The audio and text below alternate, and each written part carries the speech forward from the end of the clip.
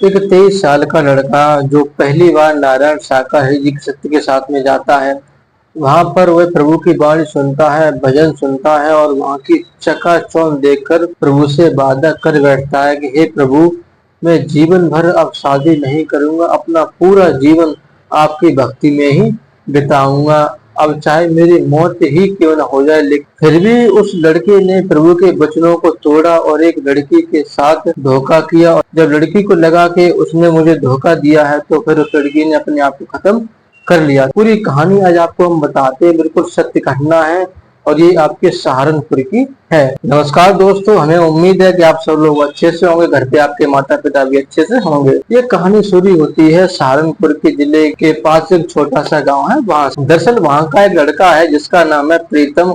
उम्र लगभग होगी 24 साल। वह एक डॉक्टर के पास जाता है, वहां पर डॉक्टरी को सीखने के लिए, और काफी टाइम हो गया तो उसे वहां पर जाते हुए लगभग 2 साल से ऊपर हो गई थी डॉक्टरी को उसे सीख। तो कभी कभार ऐसा होता है कि जब डॉक्टर वहां पर नहीं बैठता है, डॉक्टर की गैर मौजूदगी में जब कोई पेशेंट आते थे, तो वह जो है ना दवाई जो फिक्स रेट पे दिया करता, मतलब वो रुपए खुद ही रख लेता था अपने पास। लेकिन जो डॉक्टर साहब थे वह पहले से ही नारायण शाकाहारी जी के सत्य के साथ से जुड़े थे। वह हमेशा प्रभु की भक्ति में लीन रहते थे, प्रभु के वचनों को कभी तोड़ते नहीं थे, उनके नियमों पर चलते थे। वह जो है ना डॉक्टर लोगों की सेवा भी करते थे, और जैसे कोई गरीब लोग आ गए या फिर कोई असहाय लोग आते हैं जिनका कोई नहीं है दवा के लिए, तो वह मुफ्त में दवाई दे देते थे। लेकिन प्रीतम डॉक्टर की गैर मौजूदगी में वह डॉक्टर को धोखा दिया करता था। एक दिन डॉक्टर ने कहा कि प्रीतम, क्या आज तो मेरे साथ सत्य के साथ में चलोगे? आज प्रभु जी आ रहे हैं, आज विशाल मंगलवार है,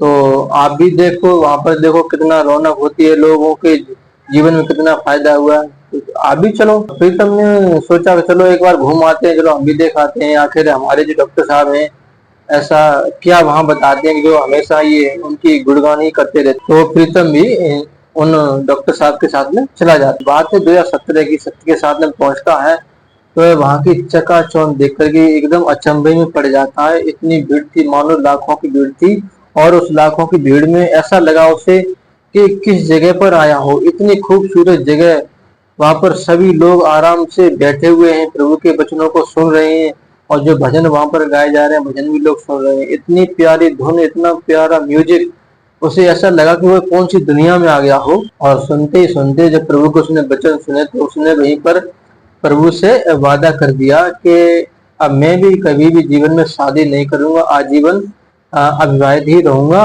और वादा करता हूँ प्रभु आपसे कि मैं आपकी हमेशा सेवा करूंगा और आपके बताए गए नियमों पर चलूंगा और आपकी भक्ति में ही लीन रहूंगा। गृहस्थ जीवन व्यतीत नहीं करना है, मुझे बस अविवाहित ही रहना है। मतलब वादा कर दिया वहां पर। तो फिर धीरे धीरे वह भी फिर सत्य के साथ से जुड़ जाता है और प्रभु के वचनों को पालन करने लगता है। कुछ दिनों तक उसने अच्छी तरीके से पालन भी किया। तो ऐसा हुआ कि तो वहां पर एक लड़की भी आती थी जो उसी के कुछ गांव के थोड़ी दूर पर थी, यानी कि 70 से 80 किलोमीटर दूरी पर। लड़की से उसका बोलना उठना हो गया, बोलना चालना चलने लगा धीरे धीरे। ऐसे ही मतलब दोनों लोग आपस में एक दूसरे को जानने लगे, एक दूसरे के बारे में बताने लगे, और प्रभु के वचनों को भी सुनते थे और प्रभु के मतलब नियम को भी नहीं तोड़ते थे, आराम से सत्य का साथ सुनते थे और लोगों की सेवा भी करते थे। इसी तरीके से उनका ये जीवन चल रहा था और लगभग उनको भी 1 साल हो जाता है एक दूसरे को जानते हुए। अचानक से उसका दिमाग बदलने लगा और कहने लगा कि लड़की का नाम था मोहिनी। तो बोला उससे कि क्या तुम मुझसे शादी करोगे?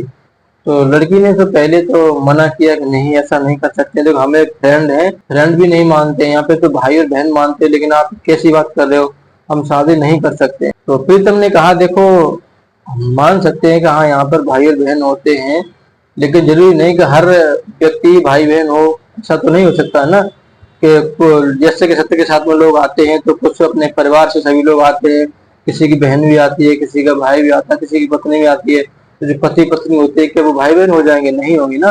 तो ऐसे ही मैंने आपको कहा कि आप मुझसे शादी करो, तो बताओ। तो लड़की पहले खूब मना करती रही, लेकिन प्रीतम नहीं माना। अगर प्रीतम बोला अगर शादी के लिए हाँ नहीं करोगी तो मैं अपनी जान दे दूंगा, इस तरीके से वह धमकी देने लगा। तो फिर लड़की ने भी सोचा कि मुझे भी शादी करनी है, तो उसने कहा कि ठीक है, मैं अपने घर पे पहले विचार करूंगी, सोचूंगी, उसके बाद आपको बताऊंगी। तो फिर कुछ दिनों तक ऐसी बातचीत चलती रही। तो फिर लड़की ने एक बार कहा कि मैं तुमसे मिलना चाहता हूँ, एक बार आप मिल सकती हो। तो लड़की ने कहा कि नहीं, अभी हम नहीं मिल पाएंगे, पहले शादी होगी उसके बाद ही हम लोग मिलेंगे। प्रीतम थोड़ा ज्यादा एग्रेसिव होने लगा, उसको कहने लगा कि अगर तुमने ऐसा नहीं किया तो मैं मर जाऊंगा, और अभी मर जाऊंगा, मतलब इस तरीके से वो धमकी देने लगा।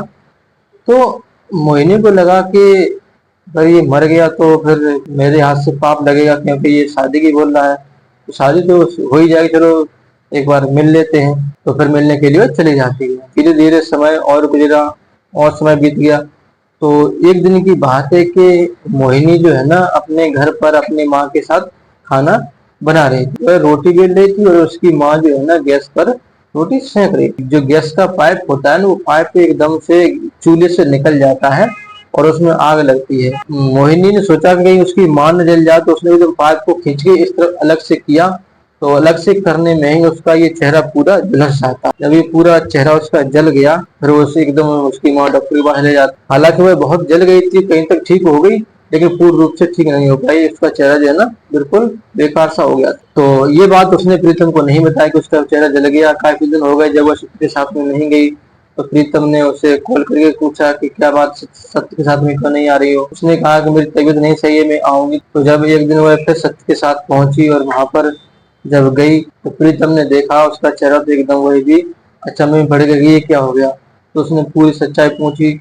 तो मोहिनी ने सारी सच्चाई उसे बता दी, कैसी सी बात थी, और माँ को बचाने के चक्कर में मेरा ये चेहरा जल गया। तो प्रीतम थोड़ी देर तक चुप रहा और बोला कि चलो कोई बात नहीं, दवा ववा खाते रहना, ठीक हो जाऊंगी। ठीक है, मैं कुछ दिनों के लिए बाहर जा रहा हूँ नौकरी के लिए, अब सत्य के साथ में नहीं आ पाऊंगा। हाँ, तुमसे बात करता रहूंगा। जब ये बात मोहिनी ने सुनी तो वह एकदम कहने लगी अचानक से, तुम्हें ये क्या हो गया कि बाहर क्यों जा रहे हो? आखिर तुम तो एक डॉक्टरी सीख रहे हो, तुम बाहर जाने की बात कर रहे हो? कि नहीं नहीं, मैं बाहर जाऊंगा, वहीं पर एक हॉस्पिटल में काम करूंगा, नौकरी करूंगा, यहाँ पे डॉक्टरी में सीख चुका हूँ, हॉस्पिटल ज्वाइन कर लूंगा, तो वहाँ पैसे ही मिलेंगे। यहाँ के साथ सुनकर उस दिन से वहां से चला गया। फिर उस दिन से उसने कभी उसके पास न कॉल की, मोहिनी के पास ना ही बातचीत की, कोई संपर्क नहीं रखा। वह मतलब सोचने लगा कि इसका तो चेहरा जल गया, अब मैंने इससे शादी का वादा भी कर दिया, तो शादी में इससे अब नहीं करूंगा, क्योंकि घर वाले क्या कहेंगे, ये देखो कैसी लड़की ले आया, कहाँ से इसका बिल्कुल चेहरा जला हुआ है। घर वाले नहीं मानेंगे तो शादी नहीं हो पाएगी। तो फिर उसने एक दिन कॉल करके मोहिनी से बोल दिया कि ऐसी बात है, हमारे घर वाले शादी के लिए हाँ नहीं कर रहे हैं, हमारी शादी नहीं हो सकती है, तुम कोई और देख लो, किसी और से शादी कर लो। तो फिर मोहिनी ने कहा कि तुमने जो हमारे साथ किया, बातें की इतने दिनों तक, और तुम इस तरीके से करोगे तो मैं तो किसी लायक नहीं रही रहूंगी, कहाँ जाऊंगी मैं, कौन मुझसे शादी करेगा। इस तरीके से जब मोहिनी से समझाया, तो लेकिन प्रीतम नहीं माना और कहा कि ये मेरी लास्ट कॉल है, आज के बाद मैं कॉल नहीं करूंगा, ये सिम तोड़ के फेंक दूंगा। और फिर उस दिन से उसने कॉल करना बंद कर दिया। काफी दिन बीत जाने के बाद लगभग 2022 तक ये उनका मतलब कॉल नहीं आई, कुछ नहीं हुआ। उसी दरमियान जो है ना कि मोहिनी को लगा कि शायद अब वो मुझसे बात नहीं करेगा, मुझसे जब बात नहीं कर रहा है तो शादी कैसे कर सकता है, शादी का तो कोई सवाल नहीं उठता है। मतलब बात को लेकर वो उसके दिमाग में पता नहीं क्या चलने लगा। और लगभग 7-8 दिन हो गए ना तो उसने रोटी खाई, और बस थोड़ी पानी पी करके जी रही थी। एक दिन उसकी माँ ने पूछा कि क्या हुआ बेटी, आप इस तरीके से उदास क्यों रहती हो? तो फिर मोहिनी ने कहा कि कुछ नहीं माँ, बस ऐसी तबीयत नहीं सही रहती है। तो धीरे धीरे एक दिन मोहिनी अपने आप को खत्म कर लेती है, अपने घर वालों को रोता बिलखता छोड़कर हुए चली जाती है। कुछ समय और बीता तो फिर प्रीतम ने एक दिन कॉल करके उसी के नंबर पे पूछा कि मोहिनी कैसी हो। तो उस तरफ से जवाब आया कि बेटा मोहिनी, मोहिनी तो आज से लगभग 6 महीने पहले ही गुजर गई, वह अपने आप को खत्म कर गई, मर गई। जब ये बात प्रीतम ने सुनी तो वह बोला कि आप कौन बोल रहे हो, ये तो नंबर मोहिनी का है। तो मैं उसकी माँ बोल रही हूँ, आप कौन हो? तो उसने कहा कि मैं भी सत्य के साथ में जाता था, मोहिनी के साथ में, मैं वही वो बात कर रहा हूँ। तो फिर एकदम से वही भी अचंभे में पड़ गया कि ये कैसे हो गया, कहाँ से क्या हो गया। फिर उसने अब उसी के गांव से एक व्यक्ति के पास कॉल की, कहा कि ऐसे ऐसे मोहिनी कैसे गुजर गई। तो उसने कहा पता नहीं, उसे कई दिनों से खाना पीना नहीं खा रही थी, वो पता नहीं किसी से न बोलती थी, न चालती थी, ना ही घर से निकलती थी, और एक दिन अचानक से वह मर गई।